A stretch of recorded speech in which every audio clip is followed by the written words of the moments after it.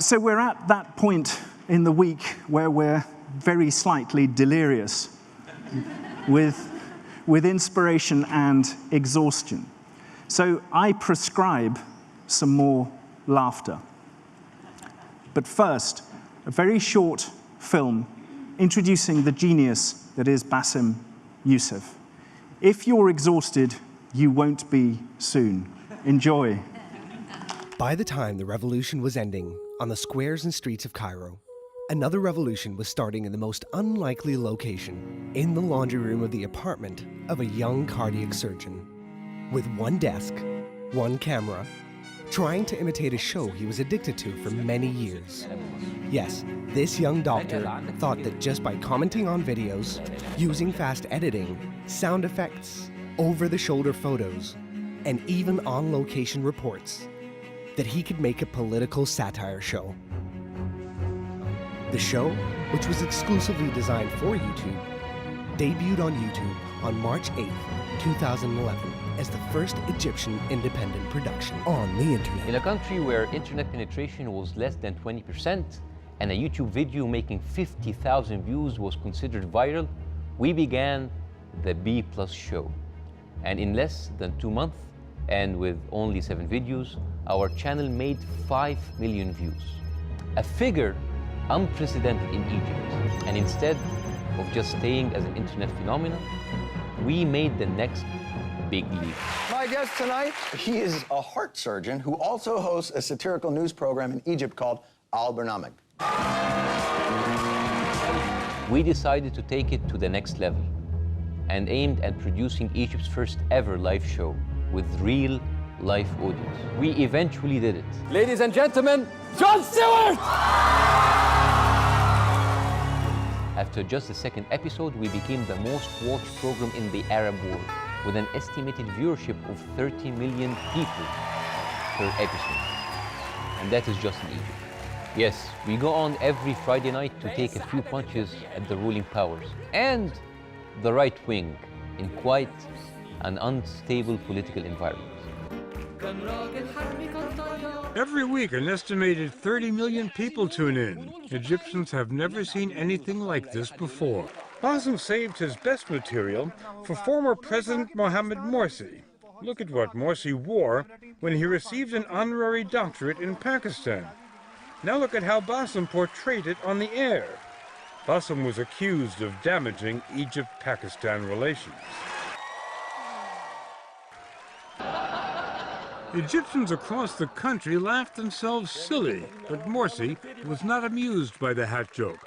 A warrant was issued for Bassem's arrest. He was formally accused of insulting the president and insulting Islam. Due to his global reach through YouTube, he was able to influence perceptions worldwide. On the 30th of June, people took to the streets to overthrow the Muslim Brotherhood's regime, and Bassem was now faced with a new reality that he should continue with his message of satire, regardless of the circumstances.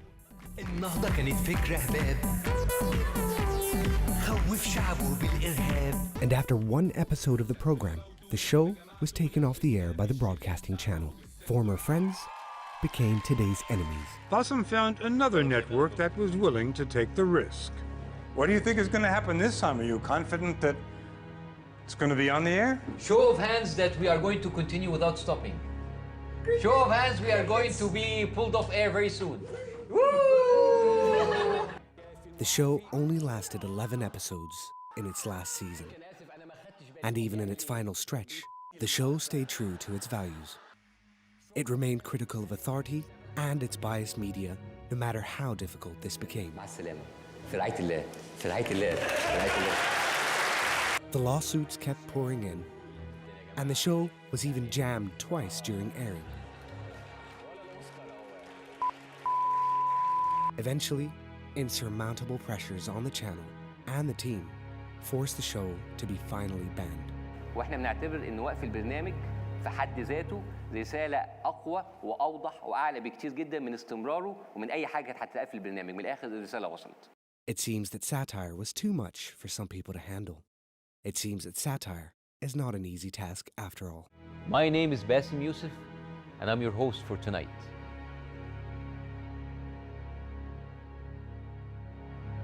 Ladies and gentlemen, please welcome Bassem Youssef.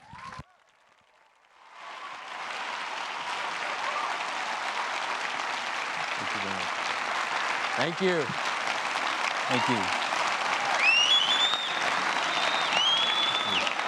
Thank you. Thank you very much. Thank you so much for the Skoll Foundation for bringing us all here. If it was just up for the UK visa system, half of the theater would have been very empty. Thank you so much. And thanks, Skoll Foundation, for bringing me here and sharing my story with you. It started 4 years ago, the promise of a new spring, a new beginning, and a new hope. We have lived for decades under the reign of people telling us how to think and how to behave. We came after generations that never answered back and never questioned the status quo.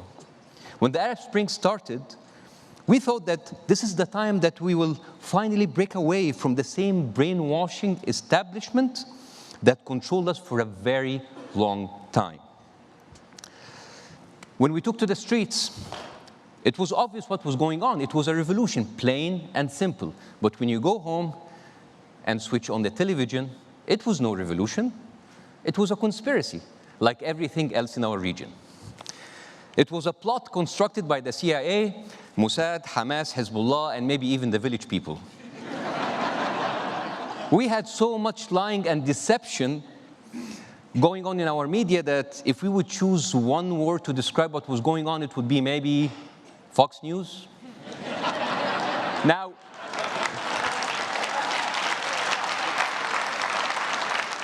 imagine that everywhere. The old establishment was not ready to let go, but we had the chance to get our voice out there. For the first time in many years, humor and satire was used not as a tool to distract people from their problems, but as a weapon to disrupt the taboos that we were never allowed to talk about. We used satire to face political, social, religious, and sexual taboos.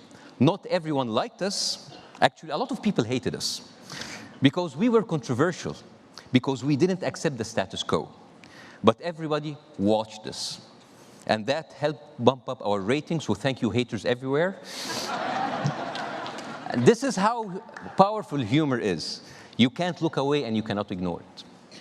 It would have been so convenient for us to avoid the controversy, to take the easy way out, to play along, to compromise, to swim along the current. But only dead fish swim with the current. They tried alienating people against us. They used the best-known weapon known to humans, fear. Fear drives masses. Fear makes it easier to control the people. Fear is a magic solution that helps galvanize and polarize the public. Hate, xenophobia, and prejudice are easily accepted and even welcomed in a fertile ground that is being nourished by fear. Humor is the only antidote against fear. If you are laughing, you can't be afraid anymore. That is why we were targeted, persecuted, had our signal jammed, got banned a couple of times, until we were eventually stopped from the thing that we love. I come from a region where obliterating an opposing voice is just a phone call away. It's true. Hello, yes, we don't like the jokes anymore. Shut him down or you'll be shut down. Ta-ta, that's it. That's simple. We made history, we made a difference, but we couldn't continue because it was just too dangerous. Who knew that cracking a joke can cause us so much trouble? But I'm not standing here today to tell you a nice story from the past. I'm here to talk to you about the future. Yes, the channels in my region are too scared to carry my show and my opinions, but that is not the end, it is the beginning. In a region with more than 70% of the population that is under the age of 40, the TV industry as we know it is dying. It is an industry controlled and run by the same people with stagnant minds that kept the old establishment alive. We are the children of the internet. TV for people like us is like an old dinosaur that is past the time of its extinction. That is why we are building now a new platform, totally online, that speaks to those young people, the people who have been betrayed by the establishment. This platform will replicate my experience going from an unknown on the internet to becoming the biggest show in the Middle East. We want to give the new generation what we thought we had 4 years ago, but we lost. We want to give them hope. Thank you.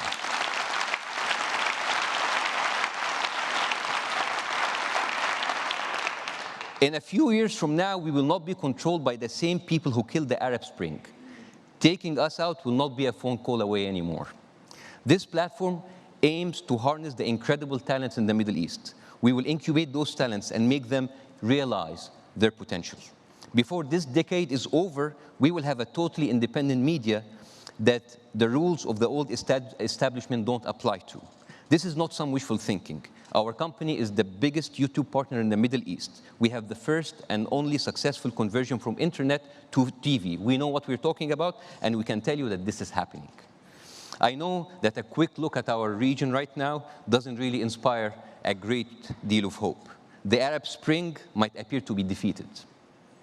But there is another spring blossoming in the hearts and minds of young people and is slowly flourishing everywhere.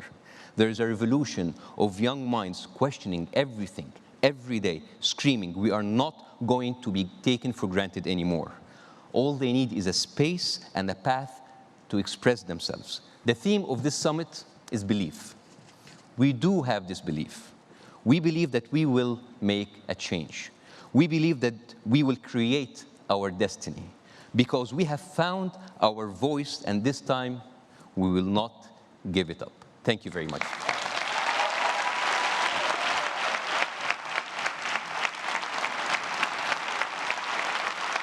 Thank you.